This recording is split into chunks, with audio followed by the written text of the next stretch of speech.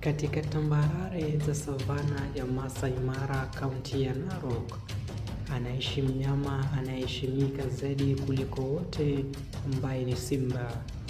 Simba huyu anayefahamika na wahifadhi wa wanyamapori kama Olobor amekuwa kivutio kikubwa kwa watalii na watafiti wa mazingira. Kwa mujibu wa shirika la huduma za wanyamapori hapa nchini Kenya, KWS, simba ana nafasi muhimu katika kudumisha usawa wa mazingira kwa kudhibiti idadi ya wanyama wala majani kama nyumbu na pundamilia. Bila simba, wataalamu wanasema, mfumo mzima wa ekolojia unaweza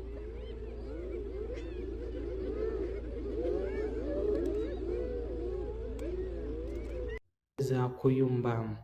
Hata hivyo, utafiti wa hivi karibuni unaonyesha kuwa idadi ya simba nchini Kenya inaendelea kupungua kutokana na uharibifu wa mazingira na migogoro kati ya binadamu na wanyamapori.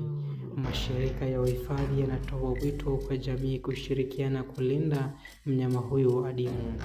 Kwa sasa, Olobor anaendelea kutawala savana akiwa si tu mfalme wa pori, bali pia ishara ya umuhimu wa kulinda urithi wa asili kwa vizazi vijavyo.